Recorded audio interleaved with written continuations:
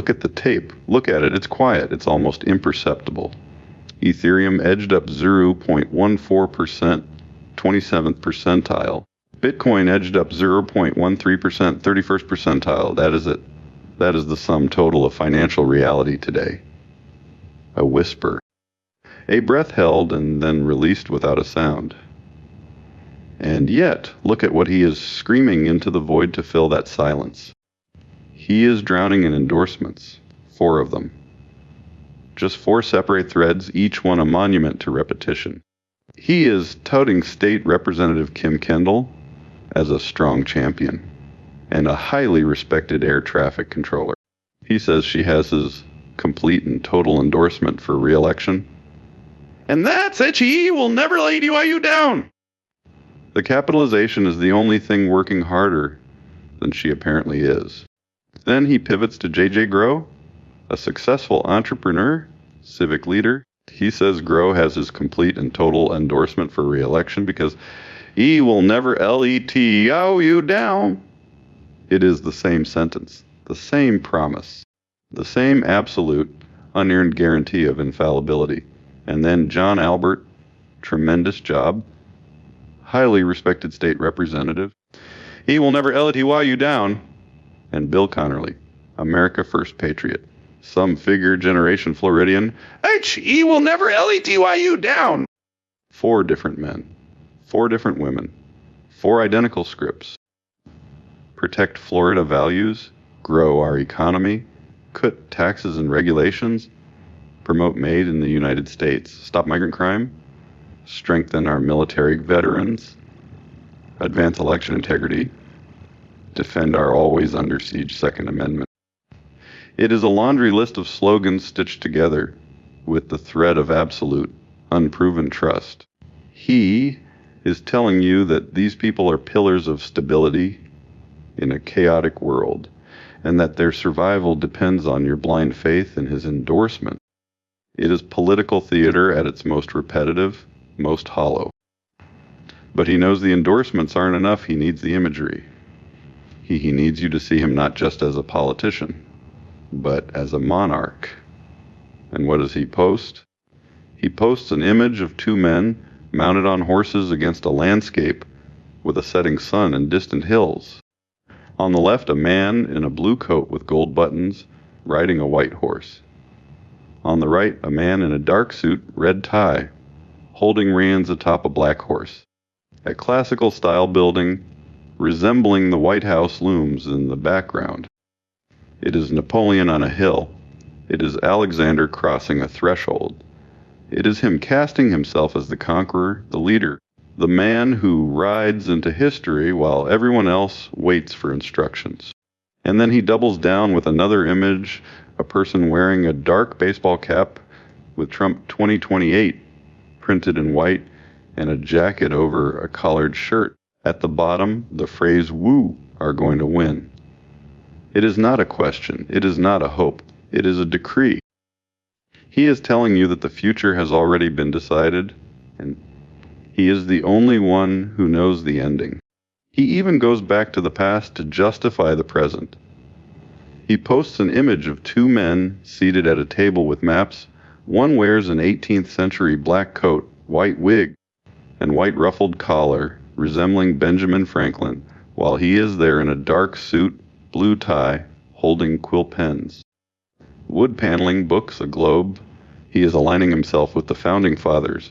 He is saying, I am the new architect of this nation. But look at the timing. Look at what he shares to support this grand narrative. He shares a link titled Unmasking Dual Justice System, Peter Navarro, China's Intrusions. And he amplifies a claim about a dual justice system and foreign intrusion.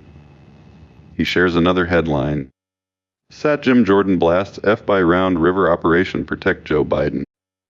He is feeding you the conspiracy, the grievance, the fear. He is telling you that the system is rigged against him, that there is a dual justice system, that the FBI is protecting his enemies. It is the engine of his political machine: fear, resentment, and the promise of vengeance. And then, just to soften the blow, just to make you feel like he is human. He shares a link about stopping a speech to comfort parents. President Trump stops New York speech comfort parents' 12-year-old. It is a calculated moment of empathy, a pause in the rant, a smile for the camera. But it is sandwiched between claims of foreign intrusion and FBI conspiracies. It is not compassion, it is performance. It is him saying, I am tough on crime, I am smart on national security, but I also have a heart. It is all part of the act. He posts another image, Joe Biden behind prison bars with the text prison with Joe Biden above him. On the right, a group of people holding an American flag inside an airplane with the text freedom with President Trump. It is stark. It is binary. There is no middle ground. There is only prisoner freedom. And you must choose your side now. He is not asking for your vote. He is demanding your allegiance. He is drawing a line in the sand and telling you that if you are not on his horse, you are behind bars.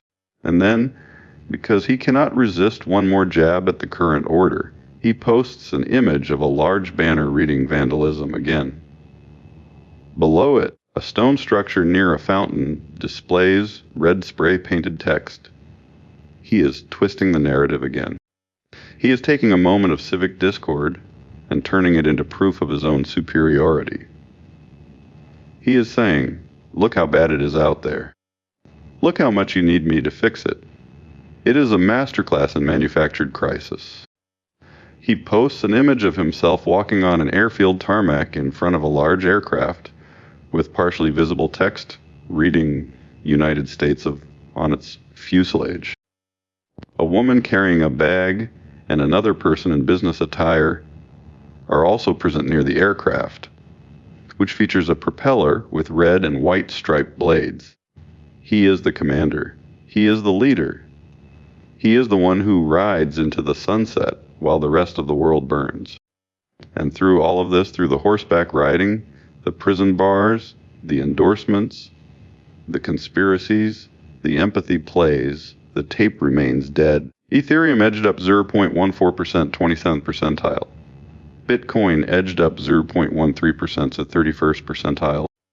The market does not care about his horses. The market does not care about his complete and total endorsements. The market does not care about his claims of a dual justice system or his comfort for grieving parents. The market prints its numbers, indifferent to the noise. He is typing in all caps because he knows the tape is silent. He is posting images of conquest because he knows the reality is mundane. He is promising that HE will never LETY you down because he knows that in the face of uncertainty, people crave a savior, even if that savior is just a man on a black horse pretending to be Napoleon. But the numbers don't lie. The numbers don't care how loud you type them.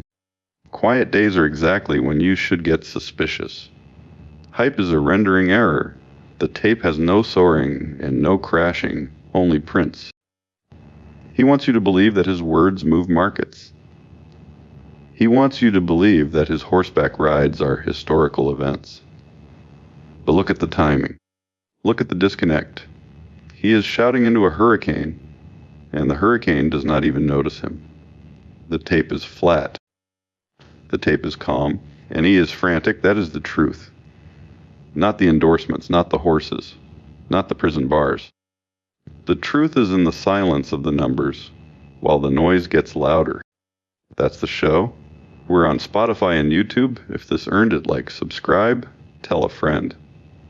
And housekeeping, the machine that writes this gets tuned constantly for cleaner news. The numbers are real, the jokes are not.